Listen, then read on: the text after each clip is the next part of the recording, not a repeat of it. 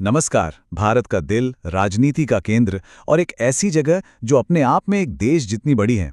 जी हाँ, आज हम बात कर रहे हैं उत्तर प्रदेश की। ये सिर्फ एक राज्य नहीं है, बल्कि भारत की कहानी का एक बहुत ही अहम हिस्सा है। तो चलिए, इस विशाल प्रदेश की कहानी में थोड़ा और गहरे उतरते हैं। तो शुरुआत करते हैं एक नंबर से। एक ऐसा नंबर जो अपने आप में एक कहानी है। 2011 की जनगणना के मुताबिक उत्तर प्रदेश की आबादी थी 19.98 करोड़, यानी लगभग 20 करोड़। ये आंकड़ा इसे भारत का सबसे ज्यादा आबादी वाला राज्य बनाता है। लेकिन ये नंबर असल में कितना बड़ा है, इसका असली अंदाजा आपको आगे पता चलेगा। अब जरा इस नंबर को एक अलग नजरिए से देखते हैं। सोचिए, अगर उत्तर प्रदेश कोई राज्य नहीं बल्कि एक देश होता तो क्या होता? ये दुनिया का 5वां सबसे ज्यादा आबादी वाला देश होता। जी हाँ, ब्राजील जैसे बड़े देश से भी ज्यादा आबादी। सोचकर देखिए, भारत का बस एक राज्य जो दुनिया के सबसे बड़े देशों में से एक हो सकता है। तो सवाल उठता है कि इतनी बड़ी आबादी रहती कहाँ है? चलिए अब उत्तर प्रदेश के भूगोल को, इसके नक्शे को थोड़ा और करीब से देखते हैं। जरा इस नक्शे को देखिए। उत्तर प्रदेश की सीमाएं ये सिर्फ राज्यों से नहीं, बल्कि 8 राज्यों, एक केंद्र शासित प्रदेश और तो और नेपाल देश से भी लगती हैं। ये बात इसे सिर्फ एक राज्य नहीं, बल्कि एक ऐसा स्ट्रेटेजिक चौराहा बना देती है जो पूरे उत्तर भारत को एक साथ जोड़ता है। मतलब ये चारों तरफ से घिरा हुआ है। उत्तर में पहाड़ हैं, पूर्व में मैदानी इलाके हैं। इसकी जो ये सीमाएं हैं ना, ये इसे सांस्कृतिक और राजनीतिक दोनों ही तरीकों से भारत के बिल्कुल केंद्र में ले आती हैं। वाकई भारत के दिल में बसा है ये प्रदेश। अब जरा इसके साइज पर आते हैं। क्षेत्रफल है 2,40,928 वर्ग किलोमीटर। सुनने में शायद ये सिर्फ एक नंबर लगे, लेकिन इसका मतलब है भारत की कुल जमीन का 7.33% हिस्सा। और पता है, इसके एक कोने से दूसरे कोने तक का सफर करीब 650 किलोमीटर लंबा है। जाहिर है, इतने बड़े इलाके में लखीमपुर खीरी जैसा विशाल जिला भी है, तो हापुड़ जैसा छोटा भी। तो ये तो हुई आज की बात, लेकिन क्या ये उत्तर प्रदेश हमेशा से ऐसा ही था? नहीं। चलिए जरा टाइम में पीछे चलते हैं और देखते हैं कि ये बना कैसे। इसका सफर शुरू होता है 1836 में। तब इसका नाम था उत्तर पश्चिमी प्रांत। फिर कहानी आगे बढ़ी, इसमें अवध भी शामिल हो गया।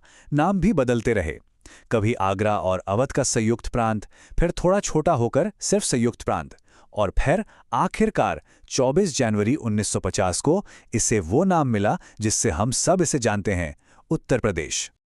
हर राज्य की अपनी एक पहचान होती है ना? और ये पहचान अक्सर उसके प्रतीकों में झलकती है।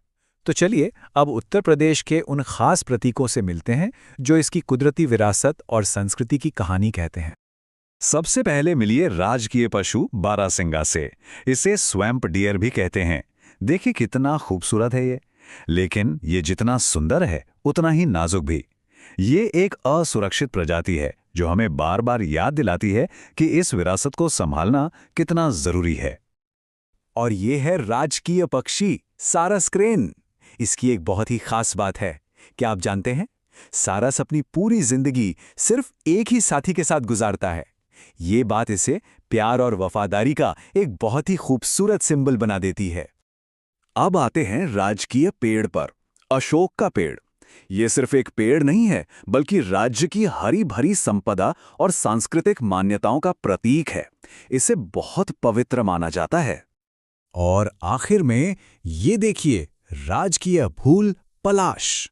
इसकी चमकीले नारंगी लाल रंग की वजह से इसे जंगल की ज्वाला यानी फ्लेम ऑफ द फॉरेस्ट भी कहते हैं। और ये नाम बिल्कुल सही है। जब ये खिलता है तो दूर से देखने पर सच में ऐसा लगता है जैसे पूरे जंगल में आग लग गई हो। तो हमने इसकी संस्कृति और प्रकृति को तो देख लिया, पर एक सवाल मन में आता है कि इतने बड़े, इतने विशाल राज्य को आखिर चलाया कैसे जाता है? चलिए अब यूपी के शासन और प्रशासन के ढांचे को समझते हैं। देखिए, किसी भी लोकतंत्र की तरह यूपी की सरकार भी 3 मजबूत स्तंभों पर खड़ी है। पहला है विधायिका, यानी वो हिस्सा जो कानून बनाता है। दूसरा है कार्यपालिका, जिसकी जिम्मेदारी उन कानूनों को लागू करने की है। और तीसरा और बहुत जरूरी, न्यायपालिका, जो इंसाफ करती है और जिसका सबसे बड़ा केंद्र है इलाहाबाद हाई कोर्ट। आप इन नंबर्स पर जरा गौर कीजिए। विधानसभा में 403 सीटें हैं, ठीक है, लेकिन असली पावर, असली वजन दिखता है राष्ट्रीय स्तर पर। लोकसभा में 80 सीटें, 80। ये नंबर इतना बड़ा है कि राजनीति में एक कहावत है कि दिल्ली का रास्ता लखनऊ से होकर ही जाता है। मतलब यूपी का मूड ये तय कर सकता है कि देश में अगली सरकार किसकी बनेगी। तो जाहिर सी बात है, जब राजनीतिक ताकत इतनी ज्यादा हो तो यहाँ के नेता भी बहुत असरदार होंगे। चलिए यूपी के कुछ ऐसे ही बड़े नेताओं को जानते हैं जिन्होंने न सिर्फ राज्य पर बल्कि देश की राजनीति पर भी अपनी एक गहरी छाप छोड़ी है। यूपी ने देश को कई पहले दिए हैं, जैसे सरोजिनी नायडू राज्य की पहली गवर्नर बनी, गोविंद बल्लभ पंत ने पहले मुख्यमंत्री के तौर पर कमान संभाली, और सुचेता कृपलानी वो सिर्फ यूपी की ही नहीं बल्कि भारत के किसी भी राज्य की पहली महिला मुख्यमंत्री थीं, और मायावती जी जिन्होंने 4 बार मुख्यमंत्री बनकर एक रिकॉर्ड ही बना दिया। तो हमने आंकड़े देखे, इतिहास को समझा और इसकी राजनीतिक ताकत को भी जाना।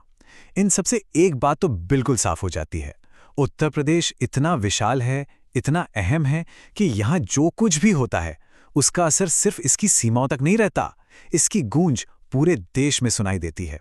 और शायद यही उत्तर प्रदेश की असली ताकत और इसकी असली पहचान